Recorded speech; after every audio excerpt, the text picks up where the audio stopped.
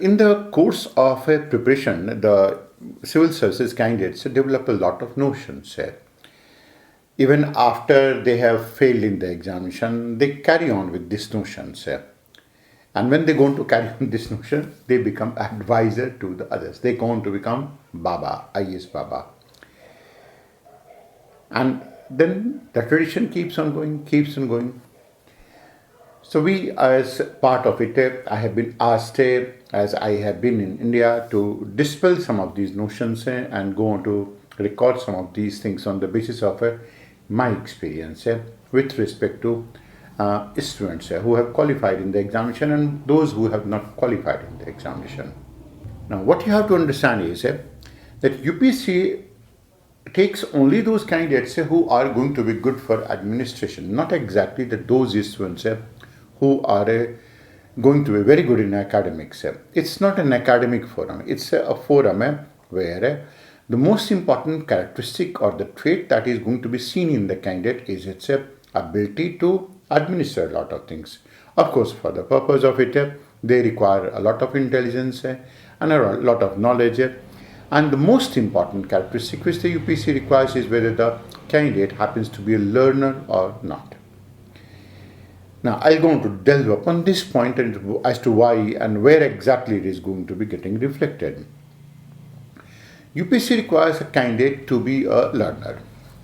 One who can be trained in the academies of Missouri, in Lal Bahadur Shastri Academy, in Sardar Vallabhbhai Academy, or any of these other places, and they can go on to maintain learning as a trade and keep learning as part of various assignments which they go on to get in the capacities of being in IAS, IPS, IFS, IRS, or any other type of services. In order to know whether they are learners, UPSC has introduced various subjects to see whether the candidate can go on to grasp a subject afresh and from scratch. And that's the basic rationale of an optional. Options have been given in this examination system for the UPSC to know whether a candidate who doesn't go on to belong to this stream, will he be in a position to study a subject all the way from scratch or not, and completely afresh or not, a subject which he has not studied at any point of a time and in his life. If he is able to do it so, then of course that goes on to show the learner's streak in the candidate. So it's important that the candidate has to be a learner.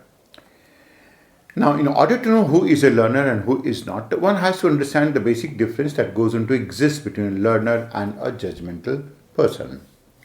So, in order to know whether they are learners or judgmental, UPSC has various papers like paper of ethics, essay, as well as variety of topics where the framing of the question is such that by way of which they can actually go on to gauge that, well, the candidate is a learner and that he is fit enough to be taken into the examination.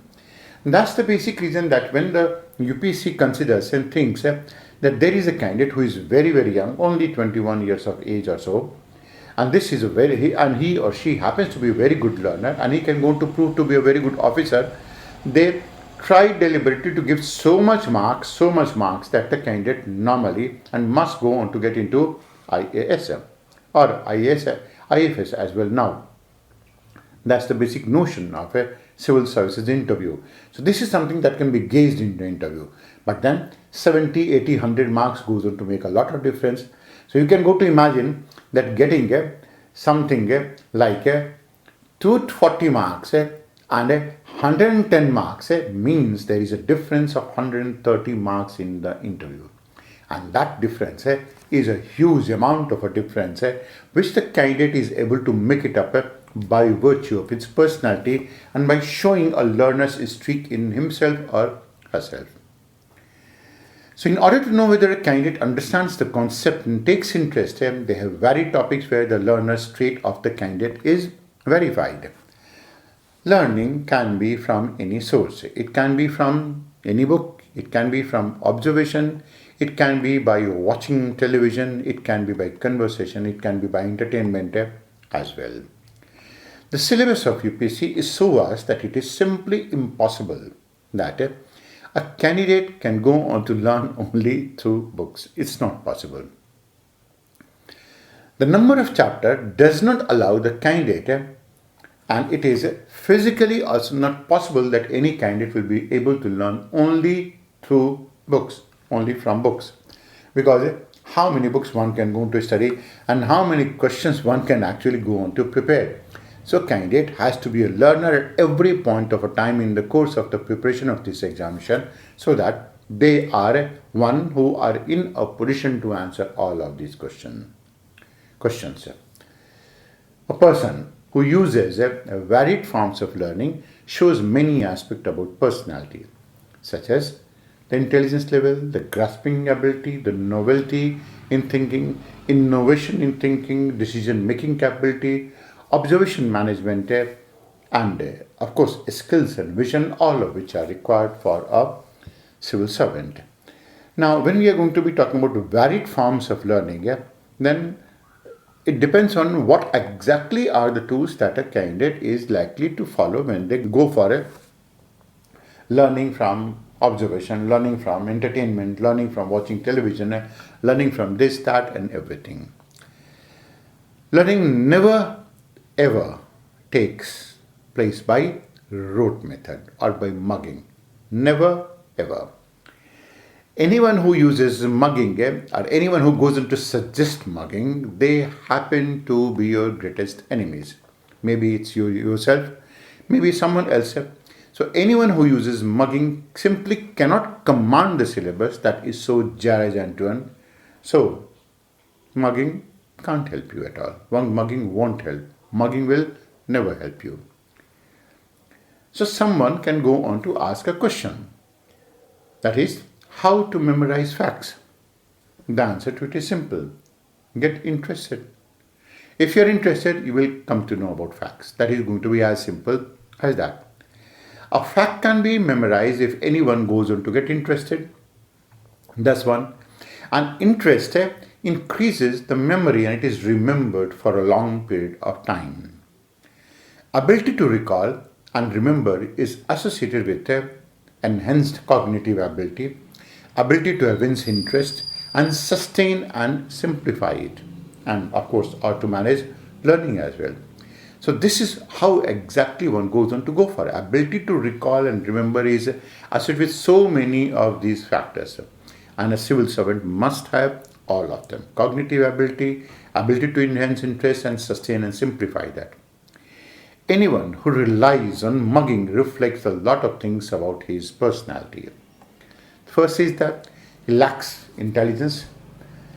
Only intelligent person will go on to mimic it, imitate it, mug it, remember it as it is without applying himself.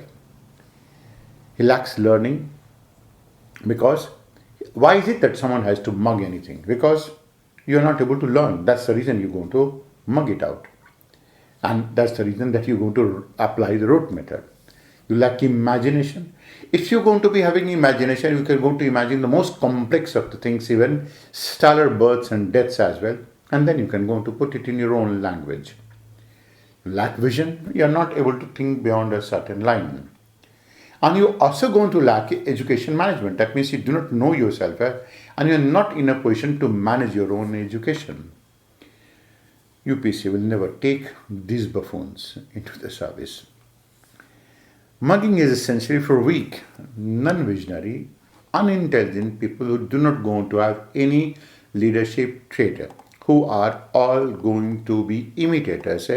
All of these people are masses. They are like insects who are going to take birth here and there and they're going to die out without any identity.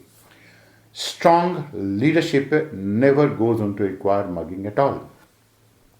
Think the best way to remember any fact, therefore, is to get interested in the subject. Or if not, train yourself to be interested in studies. Train yourself to be interested in the subject. Manage yourself to be interested. Manage yourself to sustain your interest. And develop imagination to have a higher recall value. We are going to be talking about develop imagination to have a higher recall value, because when you can imagine anything at any point of a time, your recall value is going to be very, very high. So you must have all of these portions rather than have a cosmetic ability to memorize. Cosmetic ability, that means you're going to do some type of a cosmetic change without taking care of your health. When you're going to be very healthy, you're always going to look good. If you're not healthy, only cosmetics will go on to help you make someone attractive in front of someone. So anyone who is a mugger has no place in UPSC at all. Unfortunately, most coaching institutes will never pursue you to be original, because they will never ask you to be original. They will never go on to motivate you to be original as well, because a good number of coaches are very average daily wage coaches who at best can dictate a topic. They may not go on to analyze a topic, explain it, or sustain this explanation. It therefore becomes a case of one fool making fool of another. So, who goes on to become a bigger fool? It is for you to decide. All in this case. From a more rational perspective, muggers can never be a good decision maker, since they don't have a personality. And because they don't have a personality, they can go on to be only imitators. Therefore, UPSC does not like to take such type of people who can only be imitated, who can only go on to follow imitators, who can only imitate certain things. And that's the basic reason. UPSC only decision makers are required, and these decision makers can never ever be muggers.